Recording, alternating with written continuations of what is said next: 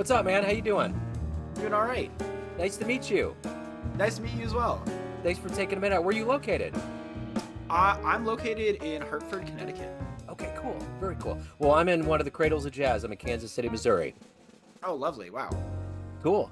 Well, it's great to meet you. I'm looking forward to getting into your latest album, Dear Dr. Hill, the towering influence of Andrew Hill on your life and kind of your trajectory. So thanks for taking a minute out. Oh, no, absolutely. I absolutely appreciate you having me on, and Yeah, I'm looking forward absolutely. So before we get into your new album, I want to know, 4 years ago, 4.5 years ago, we were trying to figure this pandemic out, and it really just evaporated everything in the music world for the most part. How did you make it through that time period, and how is this album influenced by living through that? Wow, what a great question. So I was just graduating undergrad Okay. when the pandemic hit. So we were in the middle of my senior year. Everything got canceled, final concerts, final recitals, everything. And at that time, I didn't really know uh, too much what I was going to do. The one thing I did know, I had applied for grad school, and I was going to go to grad school at UMass Amherst. So I had that all settled out. But besides that, I wasn't really sure. And during that summer, I hosted a set of driveway concerts in my parents' driveway. So I invited a bunch of musicians from the area who were willing to come up and play, and we played a lot of music together, workshopped some of the tunes that would end up on this album eventually. Um, but in that time, in addition to the driveway concerts, in addition to grad school, I was taking the time to continue to write, continue to practice, and continue to study with my teachers at the time. So talk to me a little bit about this new album. Talk to me about the influence of Andrew Hill. Kind of how did this idea hatch and really kind of come to life and become what it is? Mhm. Yeah, so when I was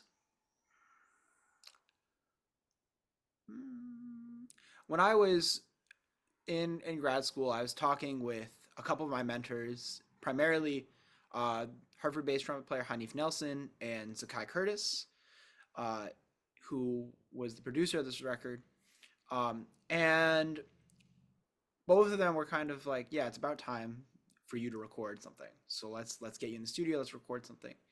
Um, and ever since I was a senior in high school, I had been listening to a lot of different jazz, but somebody who had stood out to me was Andrew Hill. Andrew Hill was somebody very special to me because I remember being in a record store in Worcester that no longer exists. Um, and I'd go in every week, and the owner would come up to me and be like, "Oh, this isn't pop. What are you listening to?" And he put in my hands my very first Andrew Hill record, Blackfire. And I put that in my car, and I remember I think I put it in. I listened to the first few tracks, and at first I was like, "Whoa, what is this? This is something way different than I'd ever heard before." And it made me feel a particular way. And I kept buying more and more of his records. And at that time, I started writing all this music inspired by listening to him. And so one of those tunes was Dear Mr. Hill. You know, Unfortunately, I never got to meet Andrew Hill, but I wrote that tune sort of as a way to try and, I guess, speak to him since I never was able to in person. Um, and that influence of his albums on me has really influenced a lot of the way I've written music ever since.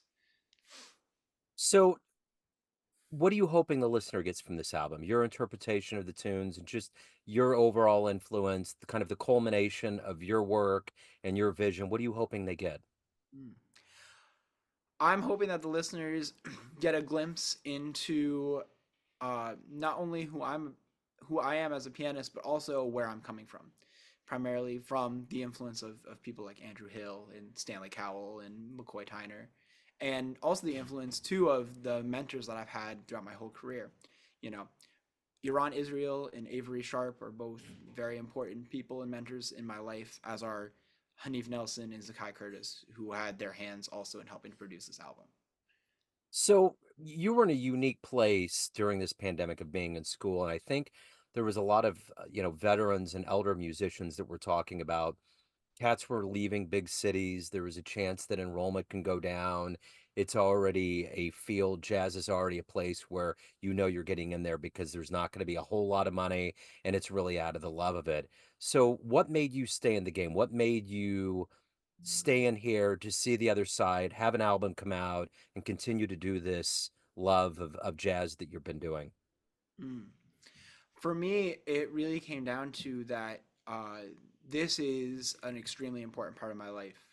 Playing music has gotten me through so much stuff, whether it be just getting through school or everything that life throws at you.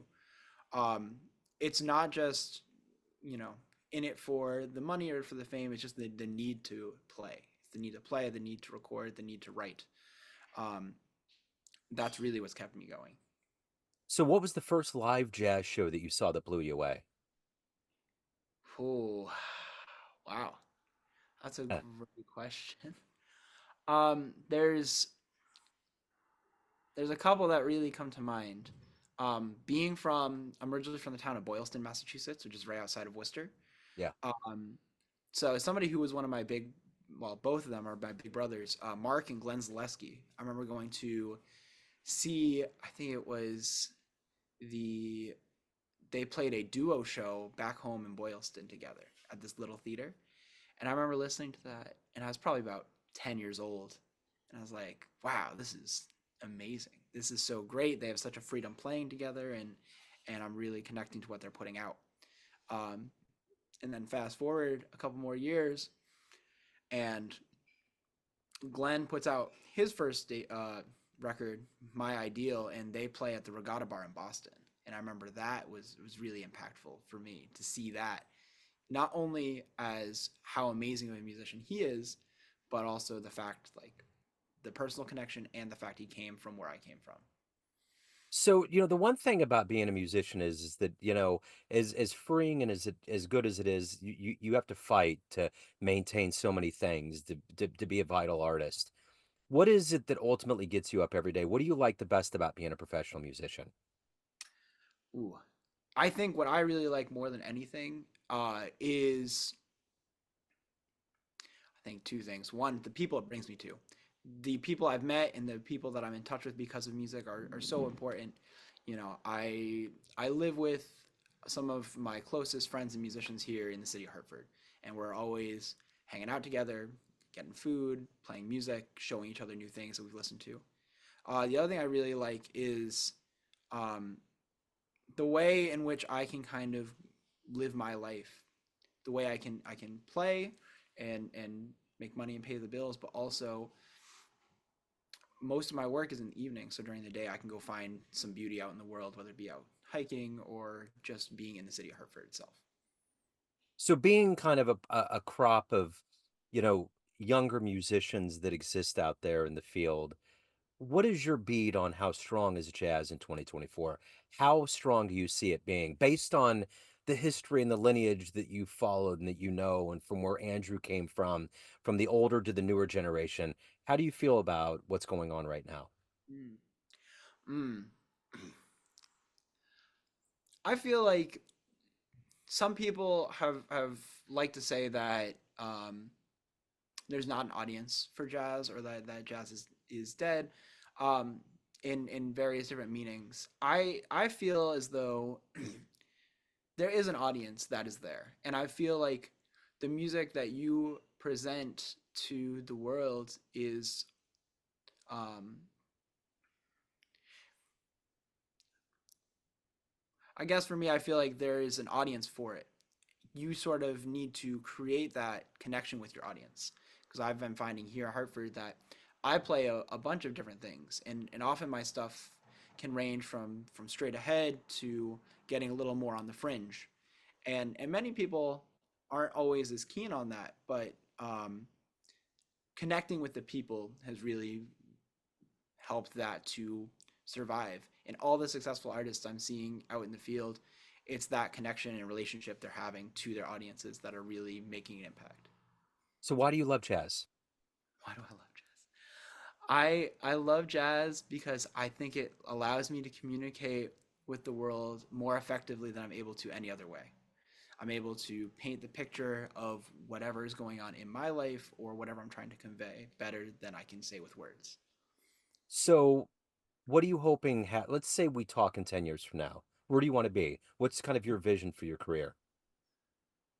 At this point, I I am hoping to keep playing and recording and traveling to perform. You know, for me, it's continuing on this path that I'm already on right now, just further and further. So, dream gig. If you could get into a time machine, go back and see any show with your own eyes, where are you going? Oh gosh, where am I going? That's a great question. You know,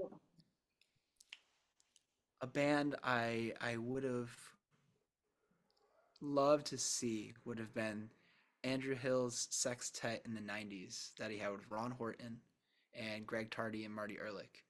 To see how that band, I've asked Billy Drummond and a few others stories of that band, and I just wish I could have seen it in person. So, at the end of the day, everyone has a perception of you. Family, friends, fans, but you run the show. What's your perception of you? Who do you think you are? Ah, uh, that's what I get a little closer to every single day. yeah. Um, you know, I, you know, I think like the perception of me, I am somebody who, I'm a musician, I'm a teacher, um, but I'm also somebody who just loves the outdoors and loves connecting with nature. So, I guess I'm a multifaceted person with interests all across the board. So, if anyone wants to catch you live, anything coming up, promoting Dear Dr. Hill, anything that's going on in your world, is there anything going on right now? Yes, you can always check my website, andrewwilcoxmusic.com. You can check my social medias on both Facebook and Instagram.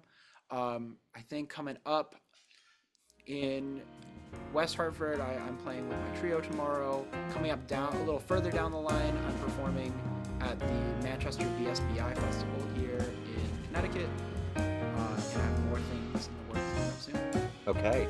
So, if anyone wants to pick up a physical copy, which is the best way, or actually download or buy it, where's the best place to go?